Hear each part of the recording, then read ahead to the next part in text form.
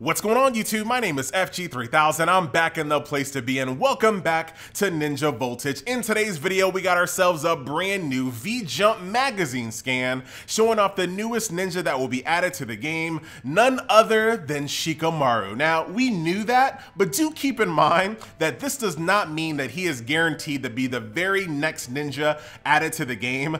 Do not forget that we were burned before when they showed off Itachi and Deidara, and we thought they were next, and then out of nowhere, here comes Neji. So it doesn't mean that he's next, but he's definitely on the horizon.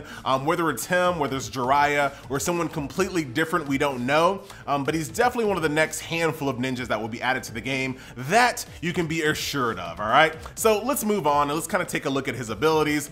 This is one of the best scans that we've ever received because it's quite clear to see his abilities and what they kind of do based off of what we know about the game and what we know about Shikamaru. So let's take it from the top. Number one, it looks like you have a kunai with a paper bomb attached. That is a pretty trademark, pretty iconic Shikamaru ability, so no surprises there. He also has his shadow strangulation ability, which is a multi-targeted frontal attack. That will be his bread and butter DPS. Once again, no surprises. And then you have his shadow possession. Now, this is gonna either make or break him. This is gonna make him a really good character or a really meh character based off of this one ability. So let's kind of talk about it. Now, when you think about this ability in a basic room with like basic ninjas with like 12 ninjas running around, I gotta tell you, based off of what I know about the games thus far, that's a pretty meh ability to use on basic ninjas.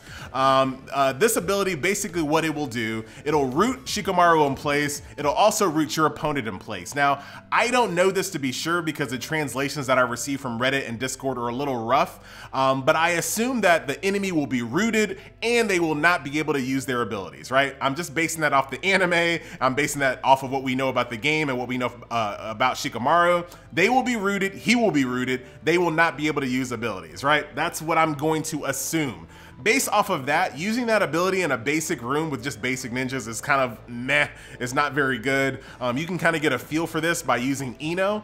Ino has a mind transfer jutsu that roots her in place for a few seconds. She casts it and the enemy is confused. But it's just one enemy, it's not that big of a deal when there's 12 of them running around. So I think Shadow Possession will kind of fall in that same meh category when it comes to just basic rooms and basic ninjas. However, this is where it could be really good and it really depends on what they do. So I could see this being very useful in an attack mission. When you know the ninja that you're about to go against has an ultimate, you can use this ability, shut them down, root them, prevent them from using abilities, and hopefully save your team's life. Now, I say that, but do keep in mind Neji is already in the game. Neji can already seal jutsus for a medium time.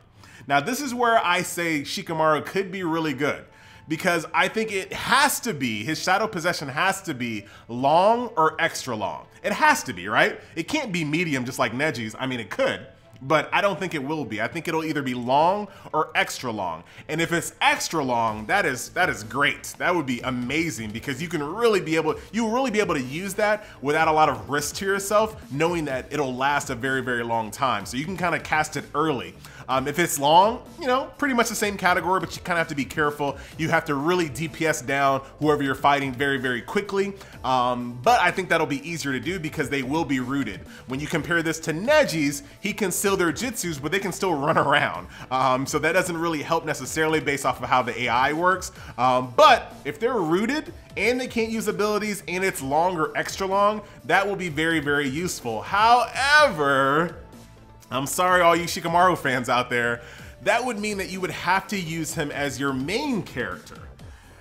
Because you can't use him as a support character. You just can't. You will not be able to time that correctly if the AI is using it, which means you have to use him as your main character, which kind of, it drops his value a little bit because when you think about all the paper bombs and all of the bear traps, you won't be able to teleport over them like, you know, in an Orochimaru or an Itachi. So that brings his value right back down since you have to use him as a main to take advantage of that ability.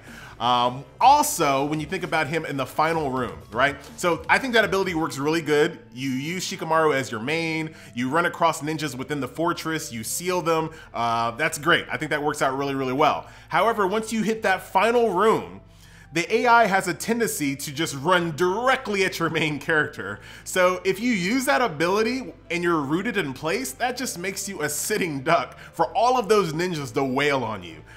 That doesn't sound good, which brings me to another point. He's a better support ninja. However, you can't rely on the AI to use that consistently. So that, I don't know about its value. Based off of, just based off of what I know about the game and how it's going to work in practice, I don't know how good his value is going to be in attack missions based off of those scenarios. If you jump back over to PvE, I think it'll work out because, once again, you'll be maining him. You'll know exactly when the boss is about to do their ultimate and you can just shut them down. So we'll have to see, but right now, maybe. Now, this is the part where I think is the most interesting. And I think a lot of people out there, there are gonna be some people that are disappointed, but I think when it comes to these games, power creep is such a massive thing that I'm pretty happy to see an ultimate that appears to do no damage. Yes. So if you take a look at the screen here, you can see every single buff engaged. Attack up, defense up, crit up, and evasion up. And this makes sense, right? Because, Shikamaru is a mastermind. He is a battlefield genius. So his ultimate being that he buffs his entire team with every single buff known to man in this game makes a lot of sense thematically. Like, that makes sense. And it also makes sense for it not to do damage because that is his thinking pose, right? That's what he does when he's thinking about what master plan he's gonna come up with. So the fact that he does that, he buffs his entire party, makes a lot of sense. That is gonna be our very first ultimate. Based off of what I see in this screen, that's gonna be our very first ultimate in the game that does no damage, which once again makes him such a good, if only the AI was better, he would be such a good support ninja, like one of the best support ninjas in the game. If you could trigger that when you wanted it and be able to use another ninja as your main, that would be awesome. But of course the AI, you're never gonna know when he's gonna use that ultimate ability.